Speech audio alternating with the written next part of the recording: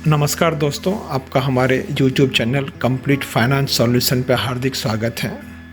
दोस्तों, ये RBI announcement की ये तीसरी कड़ी है जो 22 मई 2020 को आरबीआई ने अनाउंस किया, जिसका कि लोगों को बहुत इंतज़ार था।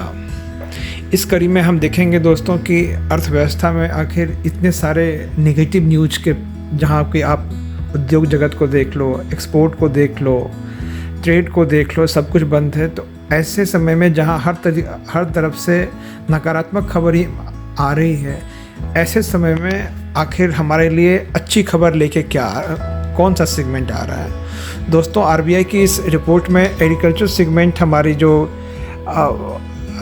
कृषि जगत है, वो हमारे लिए कुछ अच्छी खबर लेके आ रहा है।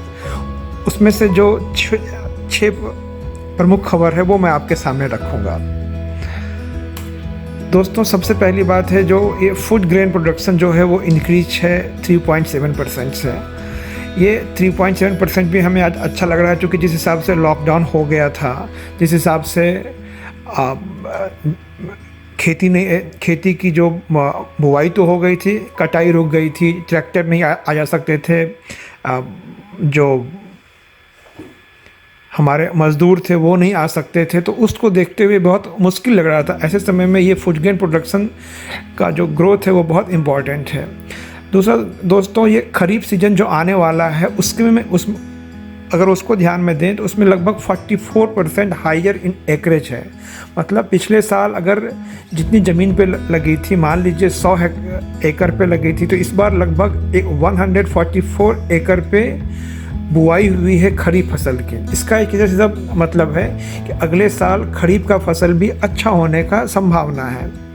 इस बात को और बल देता है, इस बात को और हमें मजबूती देता है, जो भारतीय मौसम विभाग है उसने ये बताया है कि मानसून जो है वो लगभग नॉर्मल रहने वाला है। नॉर्मल मानसून का मतलब है बारिश ठीक ठाक होगी। बारिश अगर ठीक ठाक हुई तो जो बुआई है खरीफ की, उससे फसल अच्छा निकलेगा। इससे फसल अच्छा निकलेगा तो इससे हमारे किसानों को अच्छा कीमत मिलेगा। साथ में दोस्तों, जो रबी सीजन में हम अभी जो चल रही है, उसमें ऑयल सीड्स, पल्सेस और व्हीट, ये तीनों का बम्पर हुआ है। ये ऑयल सीड इसलिए दोस्तों इम्पॉर्टेंट है कि ऑयल एक ऐसा सेगमेंट है जो हम इंपोर्ट करते हैं। पल्स जो हमारे यहाँ मैक्सिमम लोग शाकाहारी हैं, जो नॉनवेज नहीं खाते हैं, तो पल्स का प्रोडक्शन भी हमारे यहाँ अच्छा होना बहुत ज़रूरी है हमारे प्रोटीन कंजम्पशन के हिसाब से। तो इस कोरोना काल में भी हमारे जो किसान भाई हैं हमारे स्वास्थ्य का बराबर ध्यान रख रहे हैं। पांचवा जो इम्पोर्टेंट सेगमेंट है दोस्तों, कि ये जो रबी और खरीफ का जो अच्छा फसल होगा, इससे जो है हमारा कंजम्पशन बढ़ेगा। मतलब जब फसल अच्छा होगा, किसान के पास पैसा आएगा, तो मान लीजिए वो कपड़े खरीदेंगे, वो मान लीजिए ट्रैक्टर खरीदेंगे, वो मान लीजिए कार खरीदेंगे, बाइक खरीदेंगे। इससे क्या होगा कि जितने भी हमारे इंडस्ट्रियल सेगमेंट हैं उसका कंजम्पशन बढ़ेगा। उसका कंजम्पशन बढ़ने का डिमांड होगा।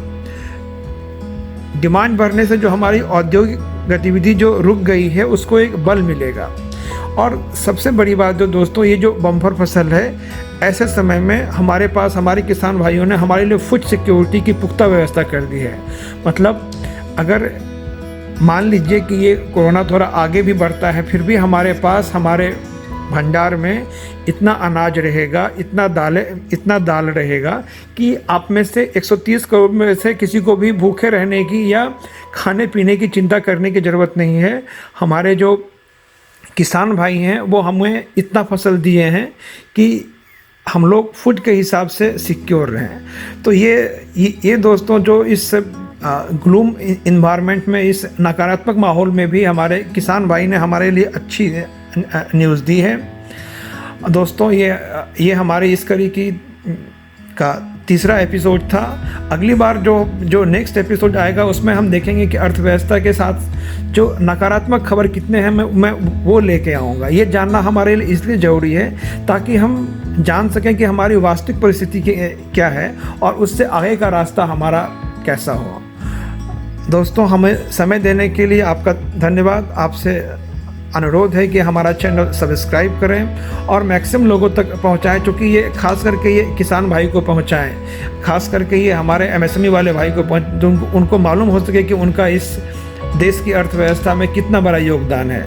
आरबीआई की रिपोर्ट में कृषि का खास उल्लेख किया गया है कि in this gloomy period this is the only एक यही उम्मीद की किरण है। थैंक यू दोस्तों।